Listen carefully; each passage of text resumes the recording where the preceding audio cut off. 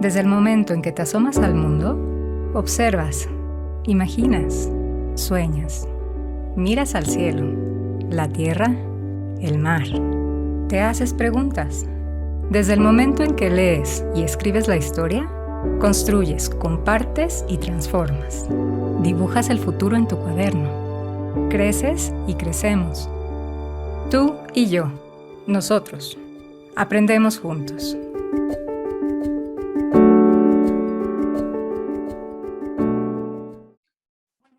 Les damos la más cordial bienvenida a esta sesión en línea. Les recordamos que el objetivo de nuestro plan de acompañamiento educativo Macmillan es proporcionar a docentes, coordinadores y directivos el soporte pedagógico para el manejo de nuestros proyectos impresos y digitales, sumar a la profesionalización docente mediante talleres de seguimiento y presenciales y a distancia. Nuestro ponente el día de hoy es el maestro Jorge Enrique Barrón. Egresado de la Universidad Nacional Autónoma de México, estudios en la maestría en Innovación Educativa y Profesionalización Docente por la Universidad del Tepeyac, cuenta con 36 años de experiencia en el ámbito educativo como coordinador académico, director y supervisor académico, nivel básico y medio superior. Ha sido ponente a nivel nacional impartiendo temas educativos en conferencias, talleres y asesorías a docentes, directores, supervisores y a padres de familia. Es autor de los libros Educando a Jacob y Educa a Jacob, estrategias de aprendizaje conceptual de alto impacto, estrategias didácticas centradas en el estudiante y prácticas docentes en la nueva modalidad, galardonado con el reconocimiento de la trayectoria docente en Modeloy, por parte de Alianza de Maestros. Actualmente es parte del equipo de consultores de Macmillan Profesional. Los dejo con el maestro Jorge Enrique Barrón.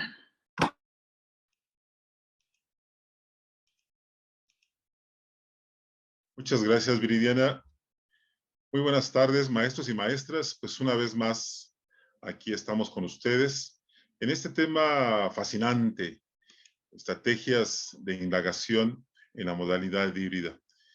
Pues, maestros y maestras, antes de comenzar, pues plantearles que el objetivo de esta sesión, ya lo comentaba hace un momento mi compañera Viridiana Ramírez, pues es compartir con ustedes, maestros y maestras, ese trabajo que están realizando como docentes en esa situación que vivimos, pero sobre todo contribuyendo a su profesionalización docente para que nuestro trabajo como maestros, como maestras, pues cada vez sea más productivo. Y el objetivo del taller de la sesión del día de hoy, pues es diseñar actividades y ejercicios para trabajar en modalidad híbrida mediante la aplicación de estrategias de indagación. Y vamos a hablar de 3 estrategias didácticas básicamente. Hay otras, pero hoy queremos compartirles una metodología maravillosa para trabajar método de caso, aprendizaje basado en problemas y aprendizaje basado en proyectos. Pretendemos, aún con esta modalidad en línea, pues que podamos diseñar una situación didáctica a partir de esta propuesta metodológica, trabajando método de caso, aprendizaje basado en problemas y aprendizaje basado en proyectos. Pues, maestros y maestras, pónganse cómodos porque verán ustedes que se irá la sesión muy rápido, sobre todo no por la velocidad con que vamos a llevar a cabo la sesión, sino por la temática en sí. Es una temática, yo diría que innovadora, sobre todo en la forma en que se propone trabajar estas 3 estrategias didácticas, que reitero, no dista de utilizar otras estrategias maravillosas también de indagación, como el debate, como la mesa redonda, que también serán parte de esta metodología. Entonces, pues, siéntanse cómodos, maestros. Mi nombre es Jorge Barrón, consultor también de la editorial, y pues invitarlos a que disfruten esta sesión, que de antemano agradecerles a ustedes que se den el tiempo para sentarse frente a la pantalla. Yo sé que tenemos ahorita muchas cosas que nos tienen ocupados, pero realmente es agradecer y seguramente sus estudiantes agradecerán que dediquemos un tiempo a fortalecer nuestra práctica docente. Y sin más, vamos a comenzar, maestros y maestras, y yo les quiero hacer una pregunta eh, para, decimos en el argot, ¿no? Calentar mesa. ¿Cómo defines tú, maestro, a la indagación? ¿Cómo definen ustedes esta, yo le llamo habilidad básica del pensamiento? ¿Cómo la defines? Y hacerles otra pregunta, ¿no? Si lo tienes muy claro, si tienes muy bien definida esta habilidad de la indagación, ¿cómo la aplicas en clase? ¿Cómo llevas a cabo esta práctica de la indagación? Es interesante que hagamos una reflexión respecto a esta habilidad fundamental que es la posibilidad de ir más allá del mero aprendizaje. Tú y yo sabemos que en este momento nuestros estudiantes difícilmente, por las circunstancias y porque desde hace tiempo, yo se los puedo decir ahora que escucho a los muchachos, a las chicas hablar sobre los temas que están aconteciendo no solamente en este país, sino a nivel internacional, y sí dan su opinión, su punto de vista, pero ¿qué tan fundamentada está la idea que ellos ofrecen? ¿Qué tan sustentada está una propuesta que inclusive ellos hacen, ¿no? Y es importante que bajo estas circunstancias, bueno, nuestros muchachos, nuestras chicas aprendan también a tener argumentos, tener sustento para ofrecer una opinión. Digo, esto es parte importante del pensamiento crítico. Y por eso yo los invito a que hagamos una reflexión. Si tengo muy claro a qué se refiere esta habilidad, que le llamo así, de indagación, y si también la aplico dentro del salón de clase. Quiero decirles a ustedes que lo que hoy vamos a compartir, pues está basado fundamentalmente en dos documentos. Bueno, un libro que es el libro de Enseñanza Situada de Frida Díaz Barriga, y también más adelante les compartiré que en nuestra serie Praxis hay un recurso maravilloso que se tiene para el maestro que se llama fichero didáctico. Y en ese fichero didáctico nos explica claramente cómo trabajar diversas estrategias didácticas.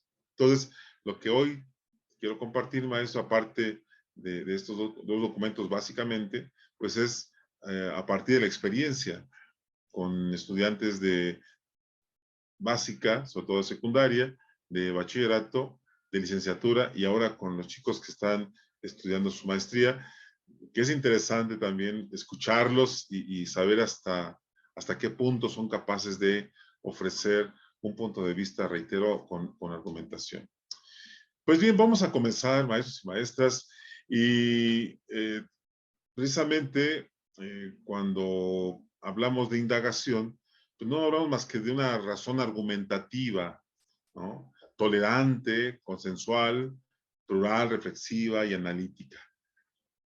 Seguramente nos ha pasado en muchas ocasiones que nuestros estudiantes, les digo, ofrecen una opinión, o nos dan un punto de vista, o nos comparten información que encontraron por ahí, y resulta que la información, pues, para empezar, no está basada en una fuente confiable, ¿no?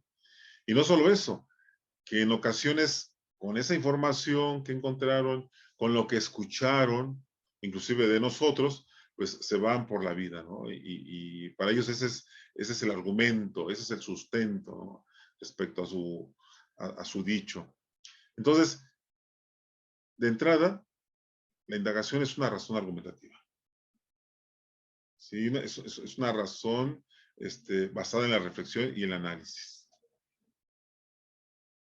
Por otra parte, y lo comentaba hace un momento, pues es un proceso que está pues conectado con esa, decía John Dewey, el compartir experiencias, compartir ideas. Créanme que en ese momento ya a nuestros estudiantes no es necesario hablarles de todo lo que, del cúmulo de información, el cúmulo de conocimientos que uno trae. Ya no es tan fácil sorprenderlos. ¿Por qué? Porque también ellos escuchan, también ellos leen, les llega la noticia de algún modo, ¿no? Aunque sea fake news, les llega la noticia y ellos la expresan.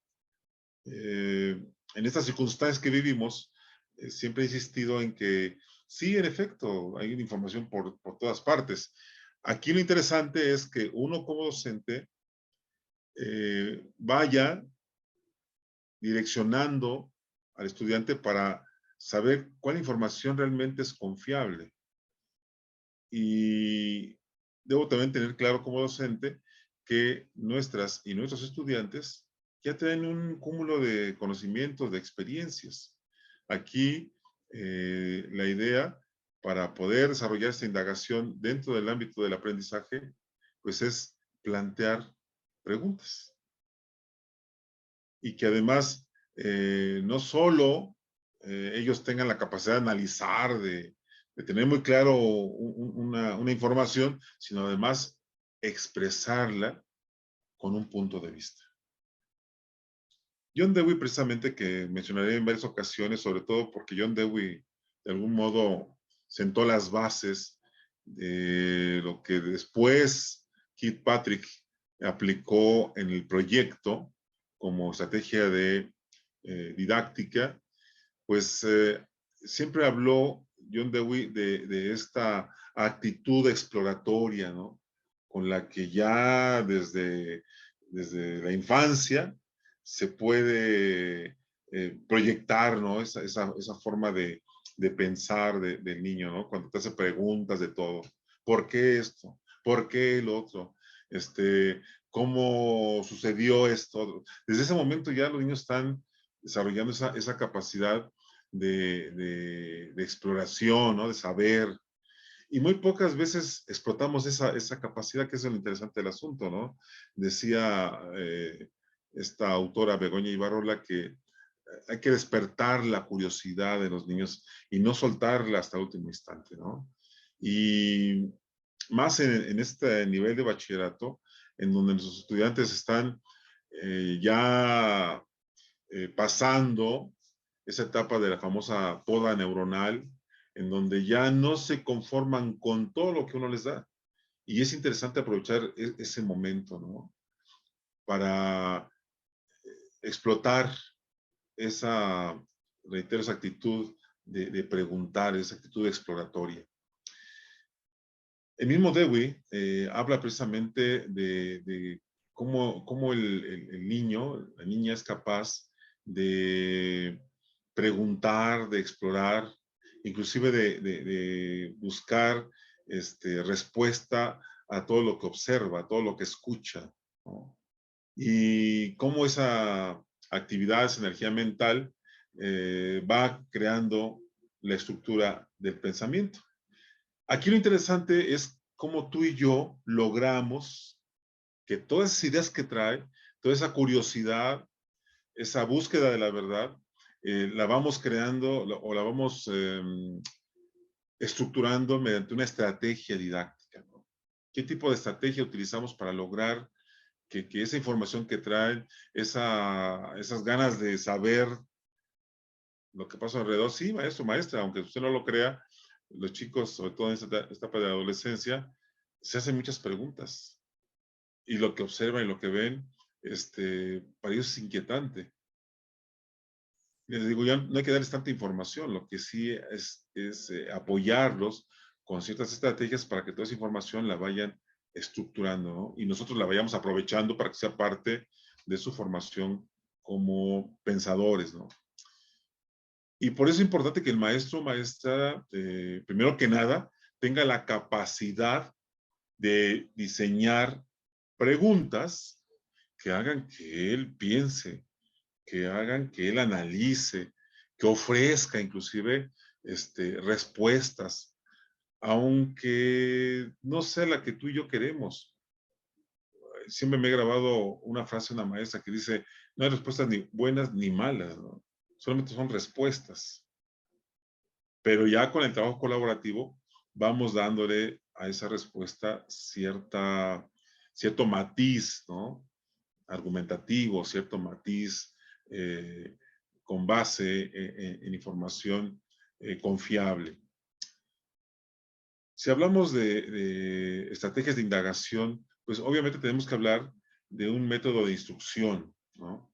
Decía, donde el maestro tiene la gran tarea de hacer la pregunta y con base en la pregunta causar un destello, un boom,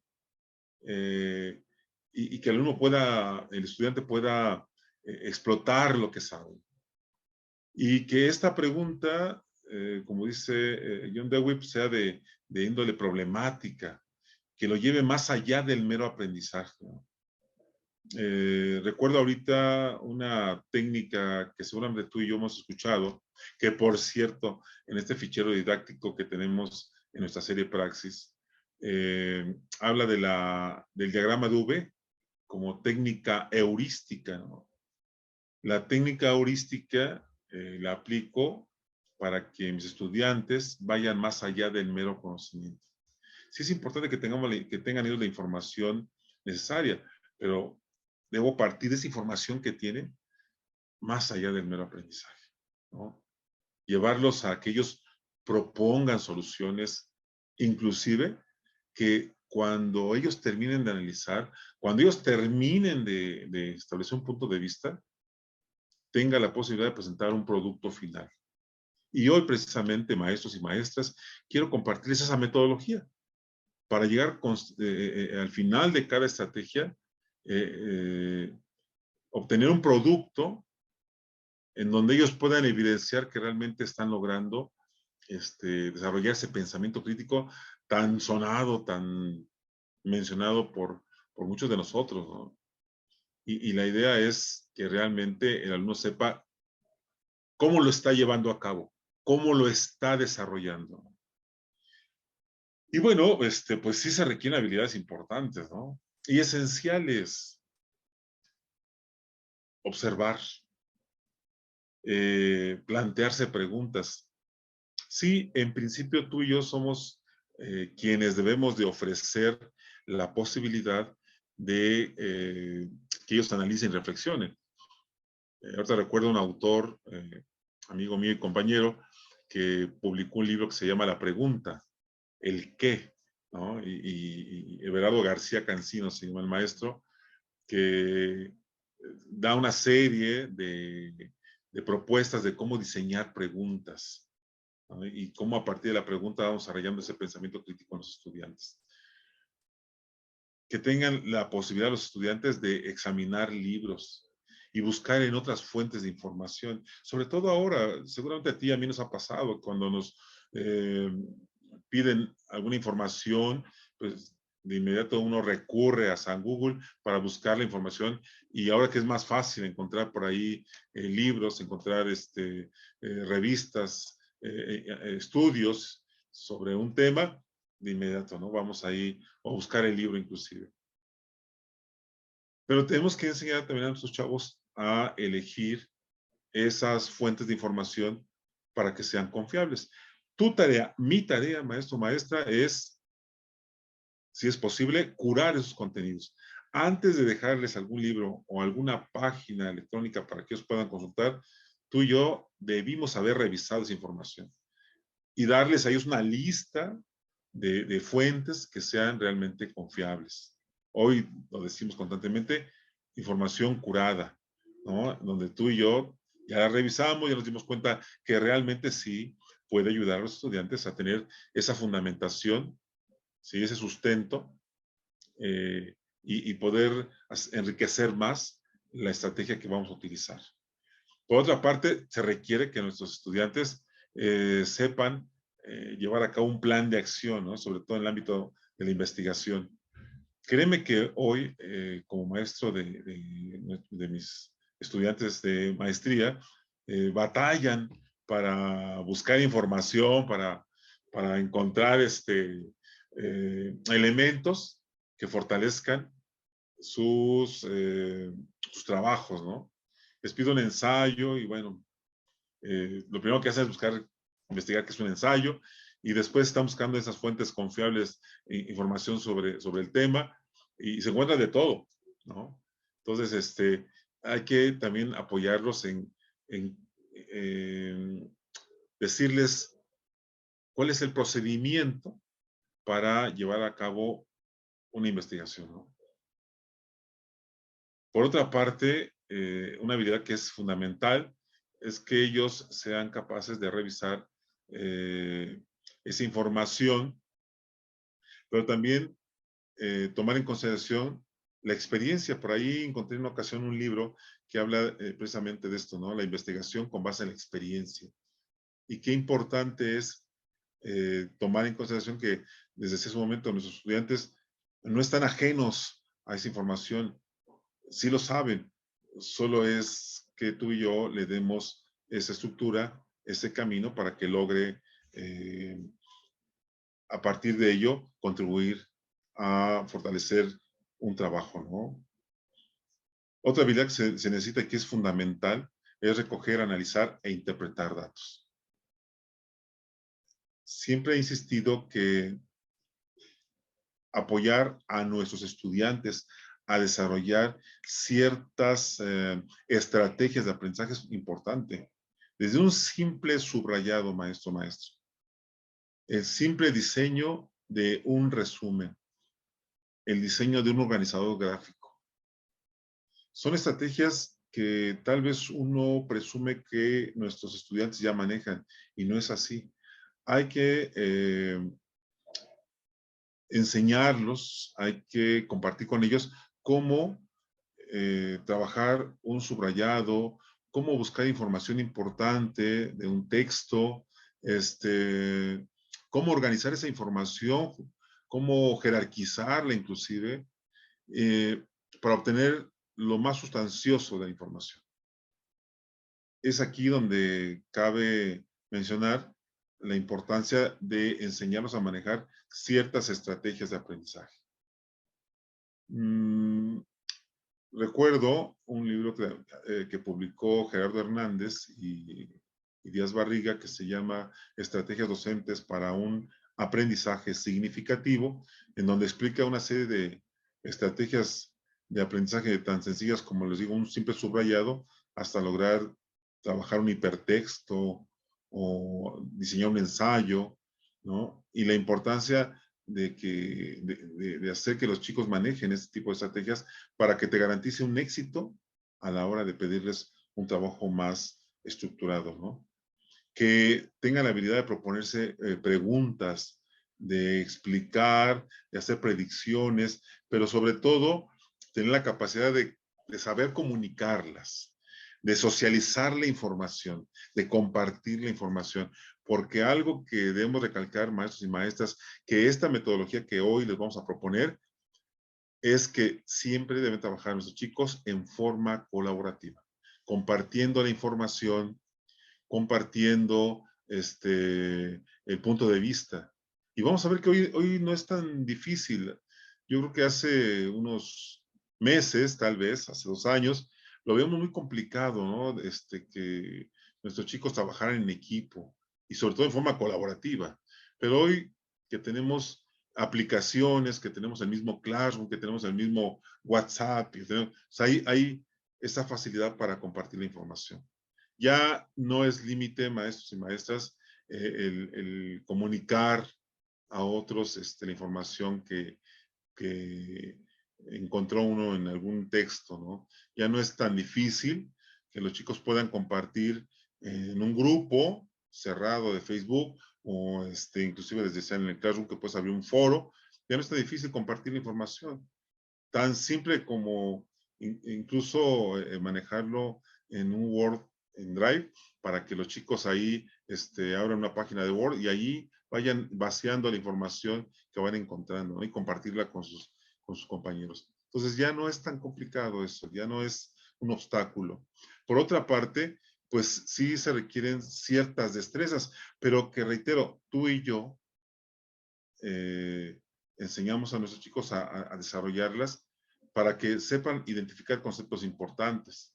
Por eso yo aquí les comparto que el que ellos organicen o diseñen un mapa conceptual, no solamente es destacar el concepto, aquí también se requiere organizar, jerarquizar y clasificar información. Que por cierto, vuelvo a presumir, nuestro fichero didáctico en la serie de Praxis explica de una manera muy detallada cómo diseñar mapas conceptuales, mapas mentales, cuadros sinópticos.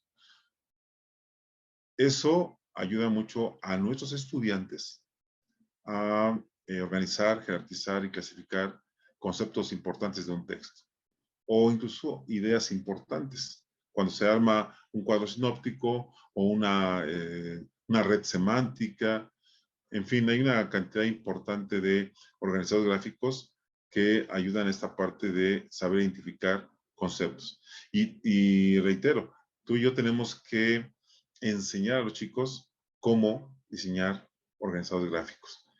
Desarrollar suposiciones, interpretar teorías, que tengan la capacidad de usar ese pensamiento lógico, ese pensamiento crítico que estoy mencionando en varias ocasiones, que tengan la capacidad de reflexionar y dar distintas alternativas.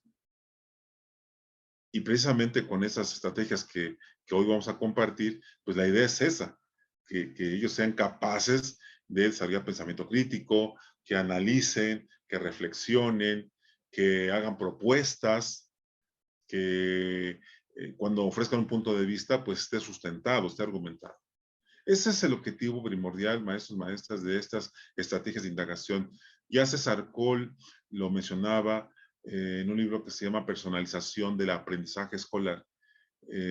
Insiste en que una forma de desarrollar las capacidades, las potencialidades de los estudiantes, pues es trabajando estrategias de indagación.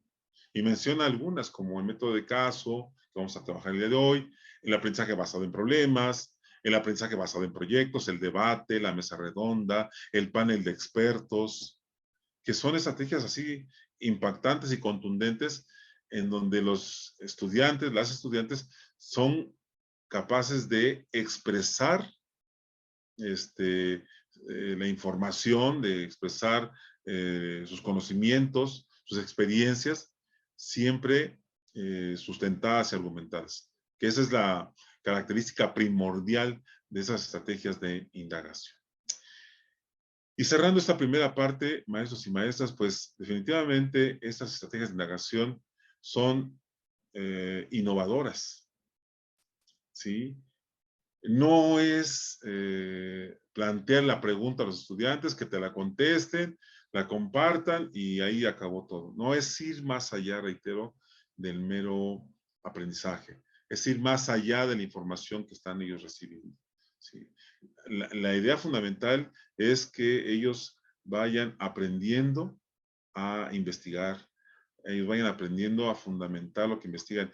Créanme, maestros, y lo sé ahora como experiencia personal, batalla uno con los estudiantes de nivel licenciatura, con los estudiantes de nivel maestría, porque les cuesta trabajo llevar a cabo ese trabajo de investigación y sobre todo buscar en fuentes confiables. Y que después de todo eso sean capaces de ofrecer propuestas, sean capaces de ofrecer una solución a un problema y de forma fundamentada, sustentada, ¿no? Pues esta es la gran posibilidad, maestros y maestras. He tenido que regresar con mis estudiantes a esa fase de trabajar un mapa conceptual, un mapa mental, organizar información, clasificarla, jerarquizarla y después irnos ya directamente a desarrollar investigación en el ámbito en el que estamos, ¿no? Esto es válido. La idea es que ellos nos faciliten como maestros también el trabajo, ¿no? Y además que ellos, les digo, sean quienes hablen y se expresen. Y bueno, por cierto, hace un momento mi compañera Viridiana Ramírez ha hablado de un libro que acabo de publicar que se llama precisamente así, Práctica Docente en la Nueva Normalidad, donde hago esta propuesta precisamente de trabajar estas 3 estrategias didácticas y que en nuestra serie Praxis nos explican, por ejemplo, cómo trabajar un mapa conceptual, un mapa mental, un cuadro sinóptico, cómo trabajar el diagrama de V, que es una estrategia didáctica que casi no la utilizamos y no saben qué riqueza tiene esa estrategia didáctica, cómo trabajar este método de caso, cómo trabajar el aprendizaje basado en problemas, el aprendizaje basado en proyectos. Maestros, tenemos que darle un dinamismo y una versatilidad a la sesión que tenemos con nuestros estudiantes. Y que antes, durante y después de la clase, pues ellos se estén moviendo, estén buscando información, ¿no? Aquí debo comentar que estas estrategias que te voy a compartir, que seguramente ustedes y yo la hemos escuchado en muchas ocasiones, hoy tiene una peculiaridad, tiene un rasgo maravilloso, que es utilizarla ya sea de manera presencial o en línea, de forma sincrónica. Pero también hay la posibilidad, definitivamente, de trabajar antes de la clase presencial o antes de la clase en línea de forma sincrónica, que ellos trabajen buscando información importante respecto al tema. Esto es, yo diría que la primera regla para trabajar estrategias didácticas de indagación. Que nuestros estudiantes busquen información en fuentes confiables. Y después de encontrar información en fuentes confiables, que la plasmen en un organizado gráfico. Es lo que yo más recomiendo. Sin embargo, lo pueden hacer en un resumen, ¿no? Simplemente en una paráfrasis o en un esquema de ideas importantes. Ese es el trabajo que yo recomiendo como primer momento para llevar a cabo estas estrategias de indagación. Sí sé lo que estás pensando porque me ha pasado también con mis estudiantes. Les digo, a ver, busquen información sobre el tema de violencia familiar. O busquen información sobre, ahora que está muy en boga, sobre Ucrania. ¿Dónde está? ¿Por qué está sucediendo esta situación? Y el primer dilema es dónde buscamos esa información o dónde podemos encontrar esos datos. Por eso, hace un momento comentaba, tú y yo tenemos la gran responsabilidad de señalarles cuáles pueden ser esas fuentes de información. No demos por sentado que ya lo saben hacer, porque te lo digo en serio, en el nivel en que estamos ahorita trabajando, a nivel maestría, me percato que nos cuesta trabajo, bueno, nos cuesta trabajo a mis estudiantes buscar esa información en fuentes confiables. Ese es el primer dilema. Y el segundo, que es pues que ellos tengan la habilidad para organizar esa información, clasificarla y plasmarla en un resumen o en un organizado gráfico. Entonces, no nos olvidemos de esa primera tarea, maestros. El trabajo que deben desarrollar nuestros estudiantes es buscar información y después de encontrar esa información, plasmarla, yo recomiendo, en un organizador gráfico. Y que verifiquemos tú y yo que realmente esa información que nos comparten es realmente la información que se necesita para trabajar estas estrategias didácticas, estas estrategias de indagación. Porque vamos a un segundo momento. En un primer momento es, reitero, buscar información, organizarla y clasificarla. Ya está. Ahora vamos a un segundo momento, que es ir más allá de la mera información, mediante estas estrategias didácticas de indagación. Y esta primera que te quiero compartir es método de caso. ¿Qué características tiene la estrategia didáctica método de caso o estudio de caso? Algunos les dan otra denominación, algunos lo llaman también simplemente análisis de caso, ¿no? Estudio de caso, método de caso. Exactamente lo mismo. Un buen caso, pues lo que ofrece es una historia precisa y objetiva. Hoy tenemos más facilidad porque un video, un cartel, una nota periodística nos puede ofrecer una historia, ¿no? Número dos, este caso que se presente debe de basarse en información suficiente. Aquí vuelvo a insistir en lo importante que es que nuestros estudiantes tengan una información clara, precisa sobre la situación, la historia que se va a analizar. Que no lleguen en cero. Entonces, el hecho de que tú le pidas información sobre un tema, que le pidas que busquen en fuentes confiables y que además la organicen, la clasifiquen, la plasmen en algún organizador gráfico, nos garantiza que cuando se analice una historia, un caso determinado, ellos ya tienen información suficiente, ¿no?, para analizarlo. Otra característica importante de esta estrategia didáctica de indagación, método de caso, es que pues, ellos, como dije hace un momento, recopilen esa información. Si no tienes información necesaria, va a ser difícil que ellos puedan analizar una situación. Si ellos no trabajaron esa información, pues llegarán desarmados, vamos a llamarle así, al análisis de esa situación o de ese caso. Y es una exigencia que ellos sean capaces de resolver problemas. Aunque aclaro algo muy importante, maestros. En el método de caso no se requiere resolver un problema. Solamente es necesario analizar el problema. Y si algo hace falta en este momento, maestros, maestras, es desarrollar habilidades sociales en nuestros estudiantes. Y no solamente ellos van a analizar el caso, además deben ser capaces de ser tolerantes y abiertos ante la diferencia de ideas, de puntos de vista. Entonces, no solamente el método de caso da la posibilidad de desarrollar en ellos el pensamiento crítico, sino además desarrollar habilidades sociales esenciales, básicas para la convivencia.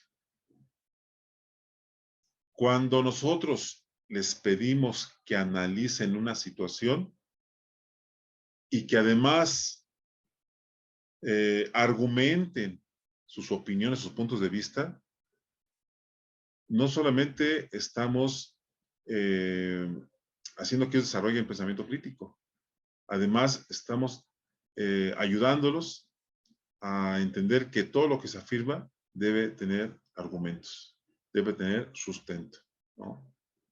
Entonces, la riqueza de trabajar la estrategia didáctica de indagación, método de caso, te lleva más allá del mero aprendizaje.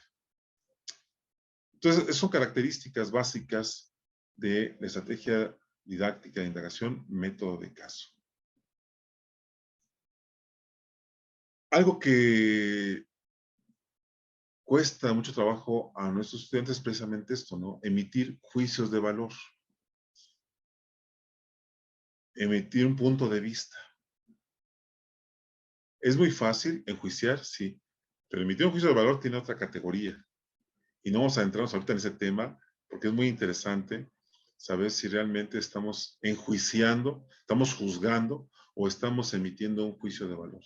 Y para emitir un juicio de valor se necesita definitivamente estar muy bien informado, haber escuchado otros puntos de vista y al final tener la posibilidad de observar de manera más clara una situación.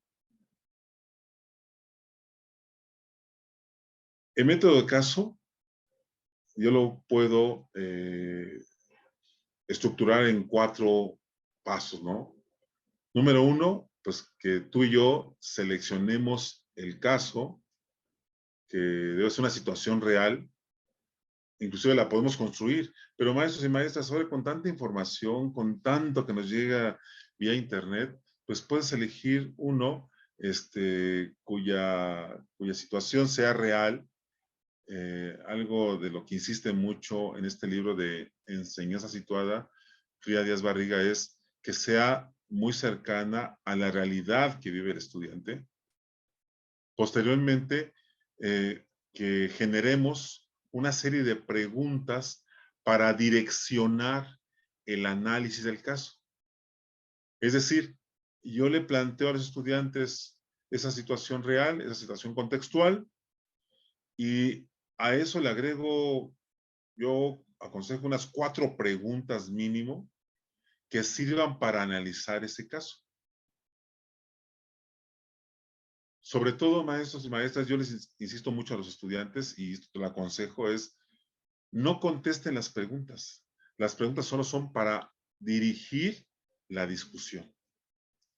Porque siempre al final me dicen, bueno, la pregunta uno decía, ¿por qué es importante evitar la violencia en el núcleo familiar?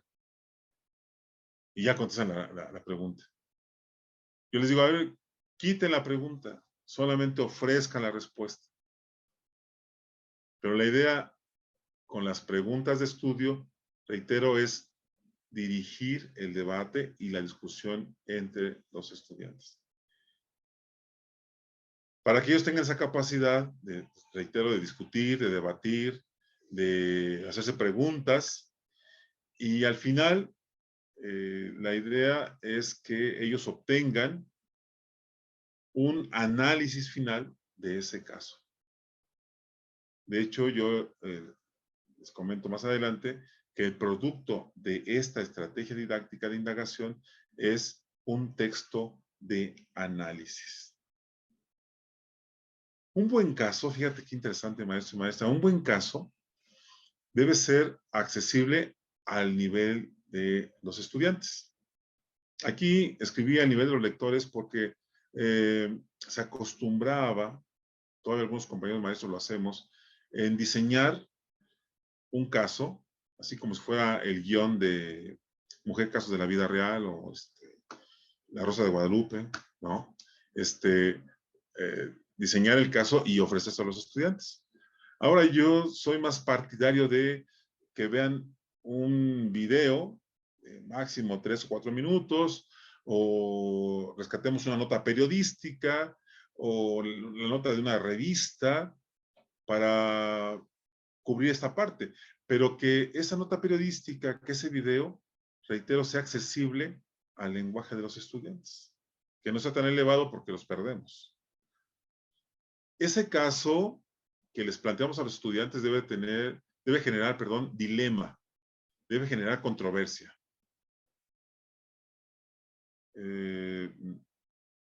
Y tú y yo hemos sido testigos de esas notas periodísticas, de esos videos, que de pronto uno piensa en positivo y otro piensa en negativo, otro se mantiene neutral.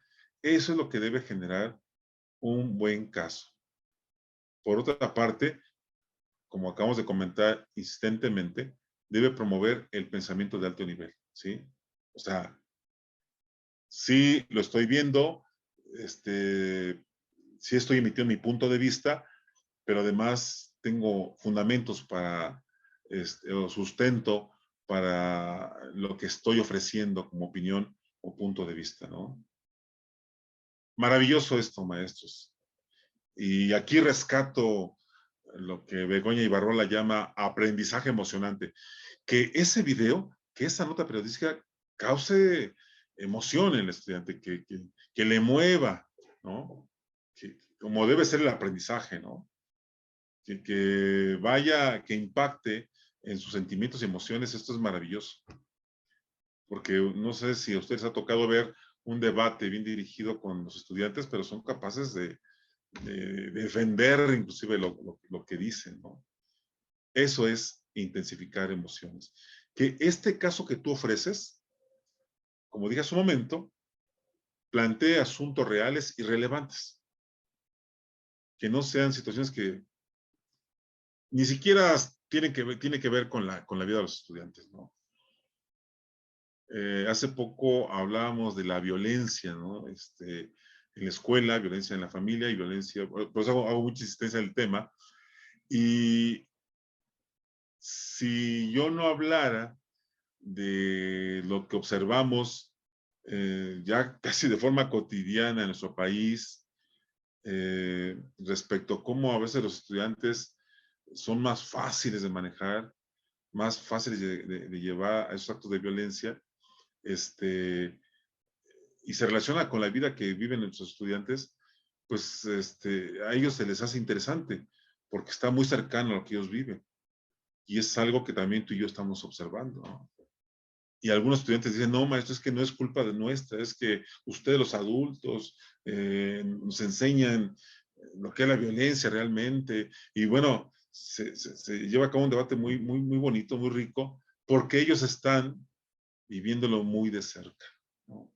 Entonces, aquí, insisto, y con letras de oro, que el caso que tú plantees sea real y sea relevante.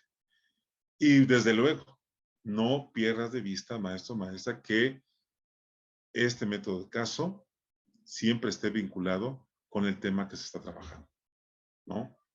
Porque a veces, y me ha pasado en muchas ocasiones, que están tan enfrascados en hablar del tema de violencia en el estudiante, que se olvidan que el tema era equidad de género y se perdió en el abismo profundo y negro porque nos dedicamos a discutir sobre estas cuestiones. Por eso es muy importante que las preguntas de estudio estén encaminadas a que el debate sea sobre esa línea.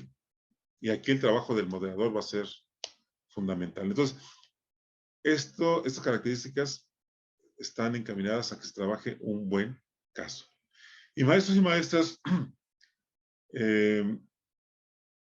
fundamental es que esta estrategia didáctica de indagación se trabaje en equipo y en forma colaborativa. Y aquí insisto frecuentemente en que tú seas quien diseñe los equipos de trabajo, que tú seas quien elija a los estudiantes para formar equipos de trabajo, porque desde ahí, desde diseñar equipos en forma aleatoria, ya estás insistiendo en desarrollar habilidades sociales. Y les digo a los chavos, no siempre vas a trabajar con la persona que te cae bien o que te gusta, al menos que seas empresario, ¿verdad? Pues a lo mejor sí vas a elegir a tu gente con la que más te gusta trabajar, y aún así tendrás que trabajar en equipo con gente que a veces no te cae bien, pero trabajar en equipo es esencial, ¿no? Es fundamental. Y que tú les asignes esas funciones.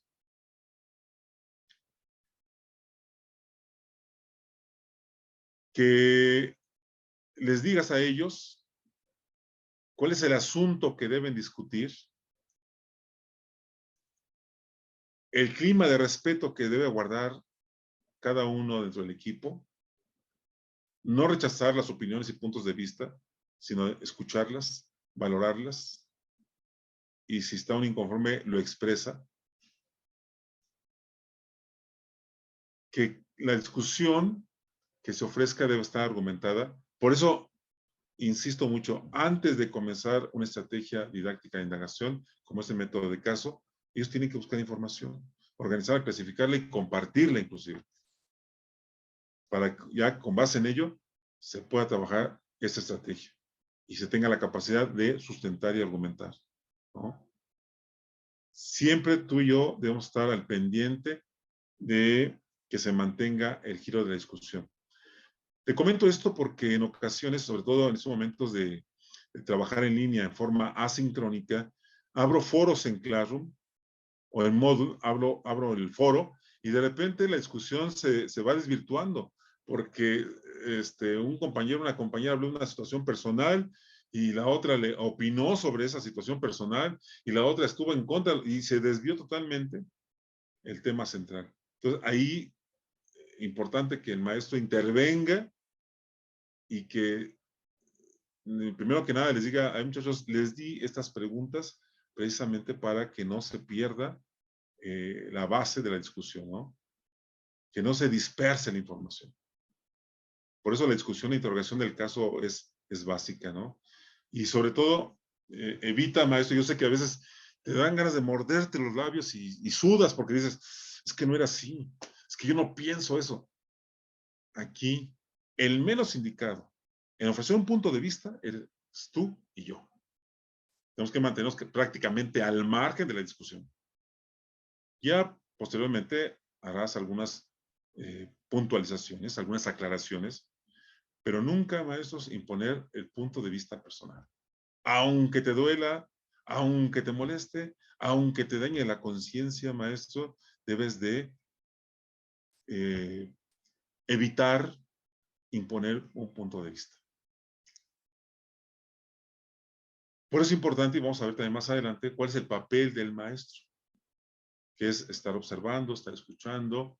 En el caso de abrir un foro en línea, en forma sincrónica, ya sea en Moodle, ya sea en Classroom o en Drive, en un documento de Word, donde ellos vayan ofreciendo su punto de vista, está muy al pendiente de lo que se está opinando, ¿no? De lo que se está diciendo. Y sí va a haber un moderador entre cada equipo, pero tú debes de direccionar esa discusión. Y por eso en ese momento yo decía, qué importante es que tu maestro o maestra elija los equipos en forma aleatoria. Y tú tú designes las funciones, ¿no? Tú les digas, a ver, necesitamos un coordinador. Necesitamos un secretario. Necesitamos un moderador y necesitamos un ponente para trabajar método de caso. ¿Qué hace el coordinador? El coordinador es la persona que organiza las actividades, que va organizando la información que se está ofreciendo y es la única persona que tiene contacto con el maestro. Digo, si tú les abres de pronto un grupo de WhatsApp o si de pronto abres un grupo cerrado en Facebook o el foro, la única persona que puede dirigirse al maestro es el coordinador. Y es quien organiza el trabajo y las actividades y delega responsabilidades. No es el mandamás, que conste. El secretario es la persona que toma nota de lo más relevante que se está discutiendo. No es necesario que tome nota de todo lo que se dice, sino de aquello que a todos les parece que es la información más relevante. Y él va plasmando en ese texto de análisis esa información. Un moderador, cuando se trabaja en forma presencial o en línea, de forma sincrónica, es importante que se nombre a un moderador, porque es la persona que toma los tiempos de intervención, quien tiene muy claro sobre qué preguntas gira el debate o la discusión y no permite que se disperse, porque tú no puedes estar en todos los equipos. Pero el moderador, estando en su equipo, debe de establecer tiempos de intervención y que no se disperse la información. Y el ponente tiene un papel fundamental. ¿Por qué? Porque entre el coordinador, el secretario y el moderador le van a entregar al ponente el punto de vista o la postura del equipo. El ponente tendrá la obligación de compartir con otros ponentes la postura o la posición del equipo. Fíjate qué importante es cada elemento. Entonces, si son 5 o 6 integrantes, nada más necesitamos un coordinador. Tal vez necesitemos 2 o 3 secretarios que vayan tomando nota, pero sí es importante tener un solo moderador y un solo ponente. Es la recomendación que yo les hago. Y te digo algo, maestro, maestra, cuando cada ponente en una sesión presencial o en línea, en forma sincrónica, ofrece a los demás el punto de vista del equipo y después les das un tiempo para que hagan comentarios sobre lo que están escuchando de sus demás ponentes, ese método de caso se convierte en un debate, donde tú ahora eres el moderador. Entonces, fíjate cómo de método de caso yo puedo irme al debate o a la mesa de discusión. Porque ya los ponentes no solo llegan con la información necesaria, sino que además llegan con la postura del equipo respecto a ese caso. Esta es la riqueza del método de caso. Les decía hace un momento, ya el compartir el punto de vista o la información ya no es tan difícil. Ahora tenemos distintas aplicaciones como esta, ¿no? La de Niport, que es una aplicación en donde se tiene la posibilidad de armar una especie de pizarra en la que los chicos van allí en un post-it, va pegando en una pizarra el punto de vista del equipo, para que no todos pongan ahí su punto de vista, nada más la postura del equipo. O puede ser que les decía hace un momento en un grupo cerrado de Facebook, todos tengan la posibilidad de abrir un foro, ¿no? Donde solo los ponentes van a intervenir. O inclusive en una sesión en vivo, ¿no? Sería hermosísimo. Aquí sí te digo que, y esto también lo aconsejo, entre mayor importancia le des a ese momento en que cada ponente ofrezca su punto de vista, entre más formalidad le des, ellos lo tomarán más en serio y sabrán que lo que están opinando no es nada más una tarea, que es parte de su desarrollo personal, ¿no? Abrir grupos en WhatsApp, bueno, ahora es más fácil, ¿no? Para que ellos puedan ahí abrir un espacio y trabajar en equipo, ¿no? O bien en un Padlet, donde también una especie de periódico mural, ahí se va pegando una infografía o la información que ellos van obteniendo, o bien igual la postura del equipo. O simplemente en el Classroom tú abres el foro, ¿no? O en un módulo puedes abrir el foro. O sea, tenemos una gama de posibilidades para llevar a cabo esa discusión, para que los chicos lleven a cabo esa discusión y tú estés muy al pendiente de lo que se va discutiendo. Y en el Zoom, maestros, no se diga, o sea, ya el hecho de que nos permita armar equipos de trabajo de forma aleatoria, ayuda mucho a desarrollar esta estrategia didáctica de indagación. Entonces, a manera de ejemplo, yo les comparto que puede ser un video, ¿no? Un video de máximo 3 minutos, y que lo vean los estudiantes antes de llevar a cabo la sesión de discusión. O bien ofrecerles una nota periodística. A partir de la lectura, llevan a cabo por equipo esa discusión. Y repito, importante que tú y yo diseñemos las preguntas para direccionar la discusión. Entonces, resumiendo, número 1, pues sí, tengo que ver qué aplicación o qué plataforma puedo utilizar para que los estudiantes lleven a cabo esa sesión de discusión, ¿no? Y como dije hace un momento, el primer paso es que integres equipos de, yo digo que máximo 6 personas, ya es una exageración, ya 7 ya es meeting, mínimo 4 personas, máximo 6, que les digas que debe haber un coordinador, un secretario, un moderador y un ponente, y le expliques qué función tiene cada uno, ¿sí? Que ellos ya asignen y deleguen responsabilidades. El siguiente paso es que les ofrezcas las preguntas que van a direccionar la discusión. Aquí les pongo un ejemplo, ¿no? Voy a regresar un minuto. Este es el video, esta es la nota periodística que van a trabajar mis estudiantes. Posteriormente, ya armo los equipos de trabajo y les doy las preguntas que van a dirigir la discusión. Insiste en decirles, no se trata de responder a la pregunta, se trata de dirigir la discusión. Y el siguiente paso es que con base en las respuestas con base en los comentarios, se vaya diseñando un texto de análisis. Fundamental, maestros, que nuestros niños obtengan como producto de esa discusión un texto de análisis. Te recomiendo algo entre paréntesis y lo explico rápidamente. Para que realmente ese resumen que dicen ellos sea un texto de análisis, es, a ver, eso que ustedes opinaron, eso que comentaron, plásmenlo en un papel. Máximo una cuartilla. En donde esté ahí plasmado el punto de vista no del coordinador, del ponente, sino del equipo.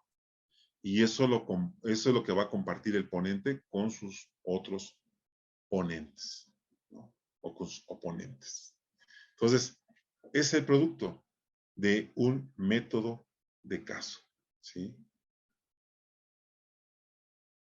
Ese texto de análisis puede ser una tarea básica que tú tendrás que revisar para decir, oye, ¿saben qué? Aquí agréguenle el argumento, el sustento, ¿dónde lo encontraron? O con base en qué están afirmando esto. ¿Por qué lo dicen? Y eso le da una riqueza maravillosa al texto de análisis. Y vamos a la segunda estrategia didáctica de indagación, que es el aprendizaje basado en problemas. Y se van a dar cuenta ustedes, maestros y maestras, que es muy parecido al método de caso. Solo que en el aprendizaje basado en problemas, se plantea un problema, se indaga sobre ese problema y se resuelve el problema. Hace un momento comencé diciendo que esto es una metodología.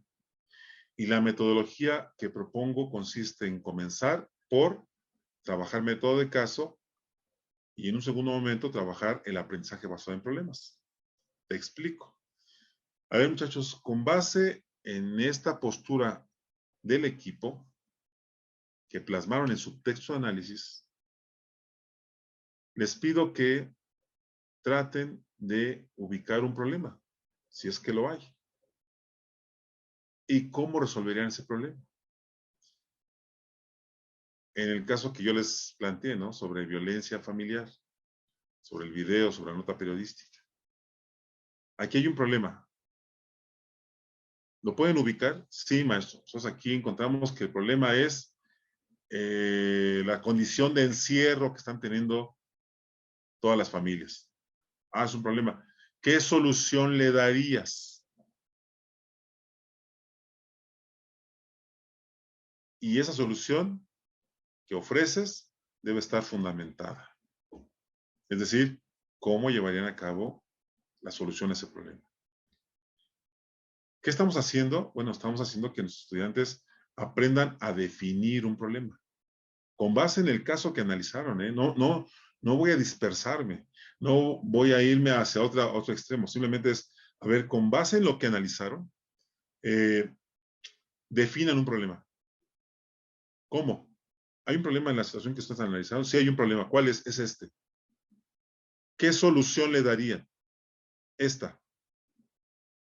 ¿Cómo lo llevarían a cabo? ¿Qué sucede en el aprendizaje basado en problemas? Estamos fomentando el aprendizaje activo porque ellos constantemente están trabajando en equipo y están ofreciendo puntos de vista y sustento y argumento, ¿no? Lo estás haciendo que reflexionen y que lo hagan con base en experiencia. No pierdas de vista esto, maestro y maestra. Por eso es importante que el caso que tú les ofrezcas dé pie a que ellos planteen un problema y que también ofrezcan una solución a ese problema. Siempre y cuando ese caso, ese problema, esté relacionado con el contexto real, ¿no? O como dice el libro de Frida Díaz Barriga, in situ, ¿no? Que desarrolle en nuestros estudiantes la capacidad de tomar decisiones, de pensar qué es lo mejor, ¿no? Se convierte esto en un trabajo interdisciplinar y transversal, te lo aseguro. Ni siquiera tienes que decirles, oigan, ¿cómo se relaciona esto con la biología? ¿Cómo se relaciona esto con la historia? ellos mismos, al ofrecer la solución al problema, ellos mismos al sustentar ese problema, están tomando esta alternativa de trabajar la interdisciplinaridad y la transversalidad. Y claro está que cuando ellos trabajan el aprendizaje basado en problemas, están desarrollando el pensamiento complejo. Están construyendo realmente conocimiento. Dice Inger Envist en un libro que se llama Manual de Pedagogía, que publicó hace unos años para el Sindicato Nacional de Trabajadores del Estado de la Educación, que insistimos en que los estudiantes deben ser constructivistas, pero no les enseñamos a ser constructivistas. Este maestro, esta estrategia didáctica, es la gran posibilidad de enseñarlos a ser constructivistas, a construir conocimiento, ¿no? Las habilidades que se busca desarrollar con el aprendizaje basado en problemas, pues es precisamente la abstracción, sí, que tengan la capacidad de representar y manejar ideas.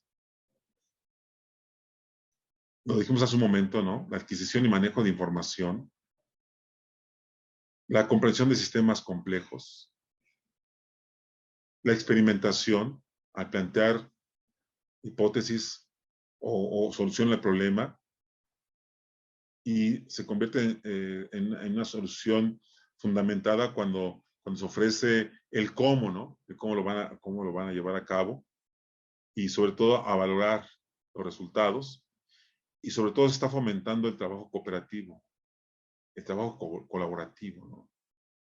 Si te das cuenta, maestro, maestra, estas características y habilidades que se desarrollan con el aprendizaje basado en problemas son exactamente las mismas para trabajar método de caso. Solo que, insisto, en la estrategia didáctica de indagación método de caso, solamente se analiza una situación. Se establece una postura respecto a ese caso. Y en el aprendizaje basado en problemas, no solamente se analiza, sino además se identifica un problema, se ofrece una solución y se sustenta esa solución. Se fundamenta esa solución. Esa es la gran diferencia entre método de caso y aprendizaje basado en problemas. Y dije hace un momento, ¿no? Qué importante es el papel que tú y yo jugamos aquí. Somos el modelo, somos quienes entrenamos a nuestros chicos a desarrollar esas habilidades, estamos al pendiente del trabajo que desarrollan. Las preguntas que ofrecemos, bien construidas, invitan a pensar. Estamos al pendiente de las respuestas que se ofrecen. Si vemos si realmente ellos están argumentando su dicho, si están fundamentando lo que dicen. Los mantienen constantemente involucrados a los estudiantes. Y créeme, la dinámica de grupo es riquísima. Porque están, hasta yo les he comentado a los chicos, ¿no? ¿Cómo se sintieron? No, pues es que se nos fue el tiempo volando, maestro. Porque ellos son quienes están trabajando y están opinando y regresan a grupos y vuelven otra vez a la sesión plenaria. Y ese movimiento crea una dinámica de intervención, de participación, de expresión, ¿no? Y ellos, pues son quienes deben resolver el problema, quienes construyen, quienes colaboran, quienes participan en forma activa. Y vas creando una actitud autorregulatoria. Y saben que lo que están haciendo lo estás tomando muy en serio, porque, fíjate, qué interesante, del método de caso pasamos al aprendizaje basado en proyectos, en problemas, y cuando yo les digo, díganme cómo solucionar el problema, ya estoy en la antesala del aprendizaje basado en proyectos. Porque ya me están diciendo cómo solucionar el problema. ¿Y qué es lo que haría? Aquí es importante, como lo ofrece Kilpatrick en el aprendizaje basado en proyectos, es que sean ellos que diseñen su proyecto. El aprendizaje basado en proyectos es un método de enseñanza y de aprendizaje en el que los estudiantes son quienes organizan, planean, instrumentan, incluso evalúan. Y no pierden, fíjate maestro, maestra, no pierden de vista el tema, no se dispersan, porque desde que empezaron a trabajar método de caso y pudieron identificar el problema, darle solución, y además la solución que ofrecieron está fundamentada y sustentada, ellos todo esto lo están recopilando, están construyendo significado. Cuando llegan al aprendizaje basado en proyectos, lo que tú y yo tenemos que hacer es direccionar toda esa información para darle estructura y que lo conviertan en un proyecto. Y voy a hacer un repaso así rápido antes de cerrar con nuestra sesión. Número 1, ellos analizan una situación real y auténtica. Método de caso. Como producto de ese método de caso, diseñan un texto de análisis. Posteriormente, ellos identifican una situación problemática, le dan solución a ese problema con la condición innegociable, inalienable de sustentar esa solución. Y posteriormente, ya que tienen la solución a ese problema, ahora sí, diseñar un proyecto.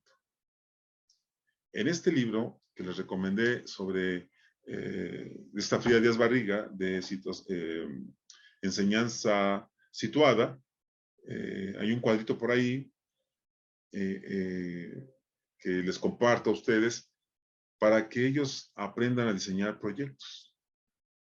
Recuerda, no estamos trabajando proyectos, estamos trabajando el aprendizaje basado en proyectos. Y les hago preguntas muy sencillas para que vayan diseñando su proyecto. ¿Qué quieren hacer? Hablamos de la naturaleza del proyecto. ¿Por qué se quiere hacer? Hablamos del origen y fundamentación del proyecto. Y aquí, en por qué se quiere hacer, rescatan su texto de análisis del método de caso. ¿Para qué se quiere hacer? Aquí ya viene lo que hicieron en el aprendizaje basado en proyectos. Las soluciones que dieron a ese problema y al sustento que ofrecieron respecto a la solución a ese problema. ¿Cuánto se quiere hacer? Hay que enseñar a nuestros estudiantes a establecer metas, porcentajes, números. ¿Cómo te vas a dar cuenta que están logrando ese objetivo, ese propósito que se plantearon?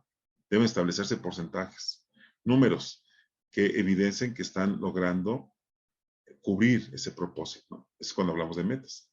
¿Dónde lo quieren lograr? ¿En qué espacio? ¿En el hogar, en la escuela, en alguna comunidad? ¿No? ¿Cómo se va a hacer? Sí, porque debemos quitar esa costra terrible en donde solamente se propone, pero no se lleva a cabo. Pero para que se lleve a cabo, nos tiene que explicar cómo lo van a hacer, cómo lo van a llevar a cabo, ¿no? Es cuando hablan de actividades, de responsables, y sobre todo de tiempos, ¿no? ¿Cuánto tiempo se van a llevar ustedes para llevar a cabo este proyecto? Por cierto, maestros y maestras, con letras de oro, por eso lo puse aquí en negritas, si un proyecto no tiene impacto social, no tiene beneficiarios, dista realmente de ser un proyecto. Y eso es algo que debemos aprender todos. Que cuando tú diseñas un proyecto debe tener un impacto social, un beneficiario o un grupo de beneficiarios, para que tome ese matiz de proyecto. Y aquí rescato y cito al autor Sergio Tobón cuando habla de proyectos formativos para el emprendimiento. No sabes qué interesante es que ellos diseñen un proyecto y que lo lleven a cabo. Te aseguro que si trabajamos aprendizaje basado en proyectos, estamos dando pie a que nuestros estudiantes utilicen esto para ser emprendedores. ¿Quién lo va a llevar a cabo? ¿Quiénes? Pues los integrantes del equipo. Tal vez involucren a 2 o 3 expertos por ahí, pero el equipo es el responsable de llevar a cabo el proyecto. Y algo fundamental, porque les he dicho a mis estudiantes, es maravilloso diseñar proyectos, es maravilloso que tengan objetivos muy claros y que además haya esa idea de impactar socialmente, pero si no tenemos ese recurso material y financiero, pues podemos caer en la inoperatividad y en la falacia y pues en la fantasía y que esto no se puede llevar a cabo. Es necesario tener esos recursos materiales y financieros para llevar a cabo el proyecto. Nunca se les olvide eso. No pequen de ilusos, ¿no? Entonces, maestros, aquí el producto del aprendizaje basado en proyectos es que los estudiantes, número uno, te muestren el diseño del proyecto. Recomendación, que te lo envíen o que en una plenaria compartan con sus compañeros el diseño de ese proyecto, que lo presenten. Ese sería el producto del aprendizaje basado en proyectos, ¿no? Para que se analice, ellos mismos, el equipo haga un reajuste de ese proyecto, después que se ejecute, y en una sesión más adelante, que presenten evidencias de que realmente llevaron a cabo ese proyecto. Repito, el producto del aprendizaje basado en proyectos es el diseño como primer producto, y el segundo producto es, pues, obviamente, la presentación de las evidencias. Pero todo este orden, maestro, maestra, tú y yo lo tenemos que llevar a cabo. Tú y yo somos quienes le damos estructura a todo el trabajo que desarrollan los chavos. A veces te hacen preguntas, a veces hasta ilógicas, y es que, maestro, ¿tú qué es lo que quiere? ¿Y cómo le hacemos? De ti, maestro, y de mí depende que se lleve a buen puerto esta metodología. Repito, trabajando método de caso, aprendizaje basado en problemas y cerrar con el aprendizaje basado en proyectos. Maestro, maestra, mi finalidad no es que los estudiantes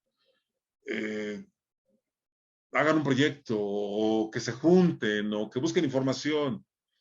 Lo que realmente estoy haciendo es que mis estudiantes sean capaces de expresarse de manera oral y escrita. Volvemos al tema de la transversalidad y de la interdisciplinariedad. Que ellos sean capaces de compartir información, compartir soluciones, compartir experiencias.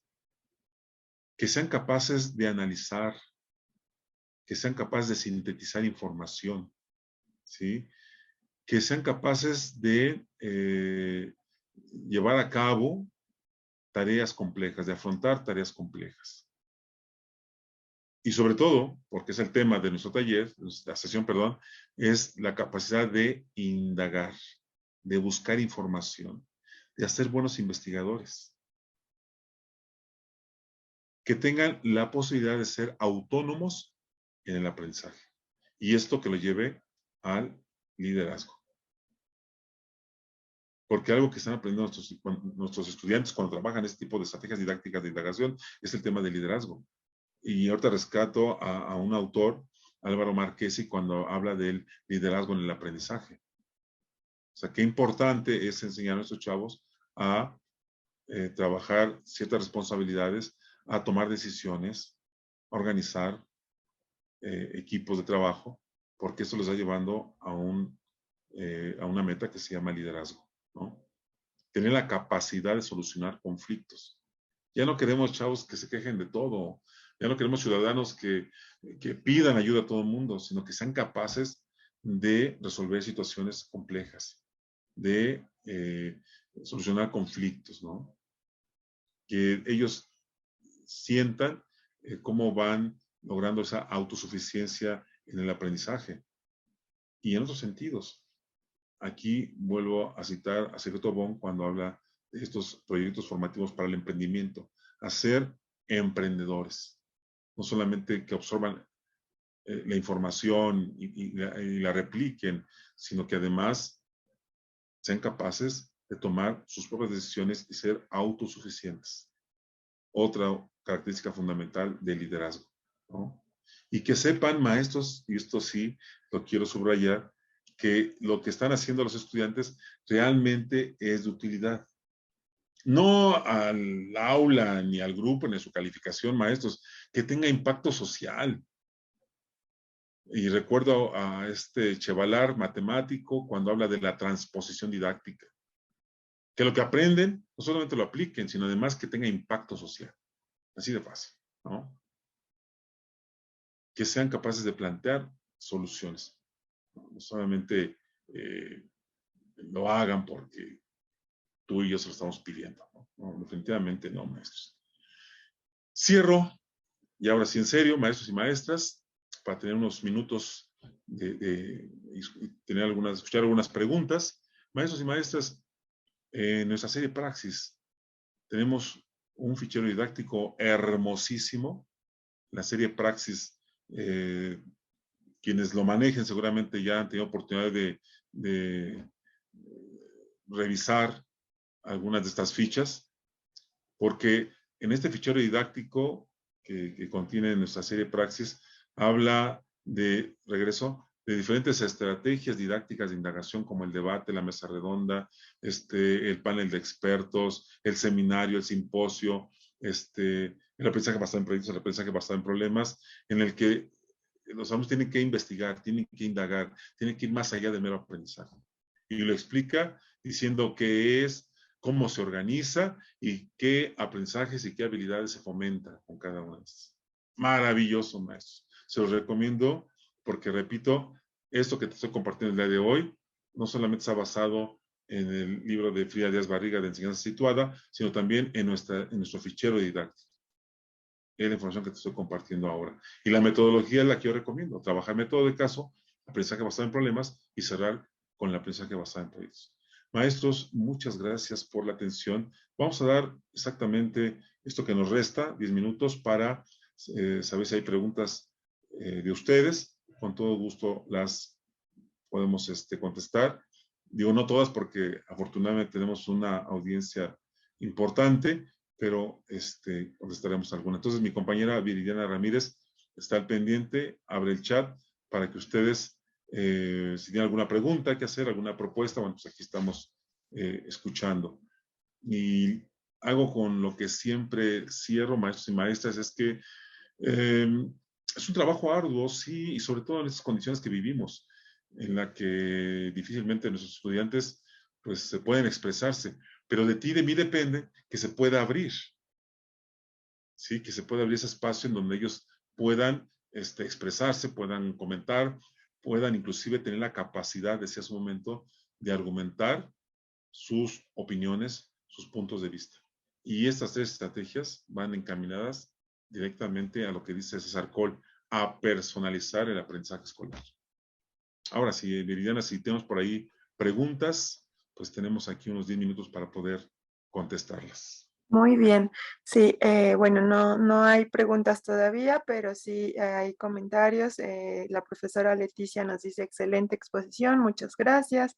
María Fernanda Palacios nos dice, fantástica presentación, felicidades y a aplicar lo aprendido, muchas gracias.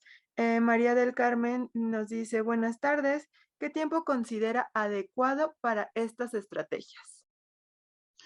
Qué interesante pregunta, y siempre me la hacen, y fíjate, maestra, maestro, que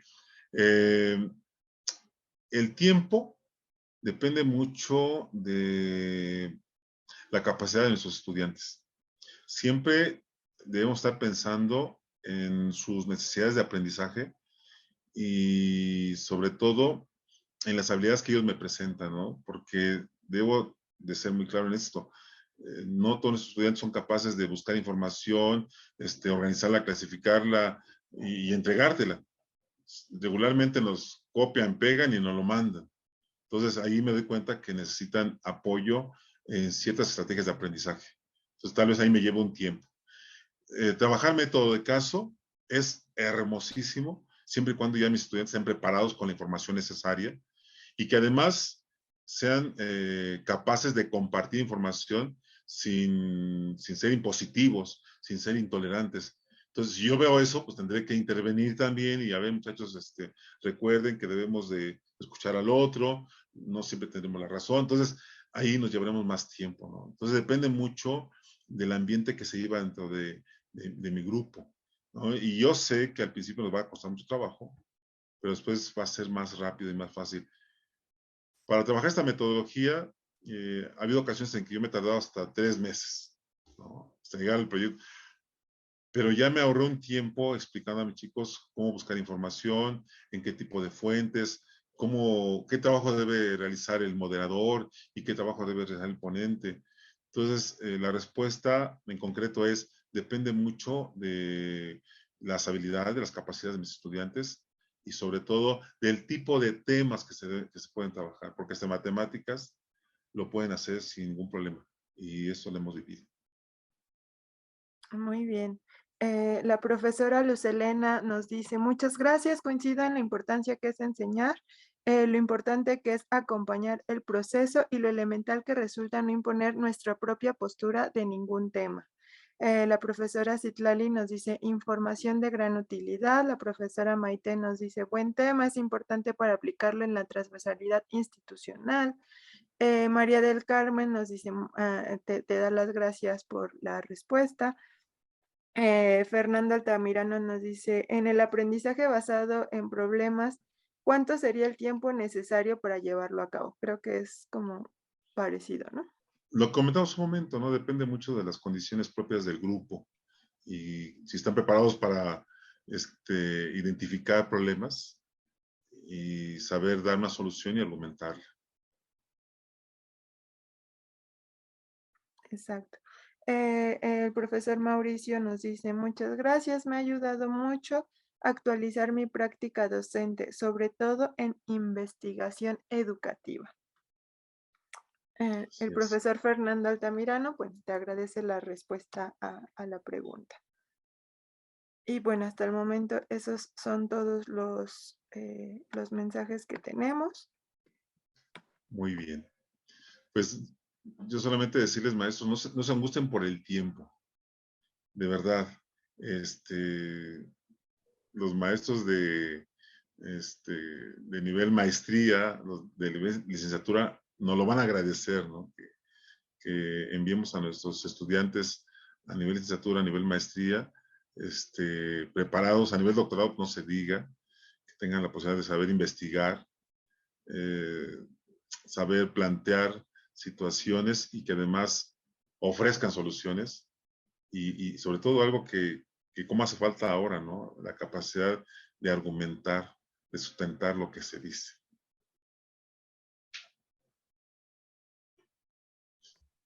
Pues creo que ya no hay preguntas. Pues es solamente agradecerles nuevamente, maestros y maestras, la atención. Muchas gracias, Billy, por el apoyo. Al cerrar la sala se presentará la siguiente leyenda que va a decir gracias por asistir al seminario web. Solo deben de dar clic en continuar para que les aparezca la encuesta de satisfacción. Para nosotros es muy importante conocer pues todo lo que han percibido de estas sesiones. Entonces les agradecemos mucho nos puedan apoyar contestando la encuesta. Nos dejamos nuestras redes sociales para que puedan seguirnos en Facebook, Instagram, YouTube o en nuestra página web. Nuevamente muchas gracias y que tengan una excelente tarde.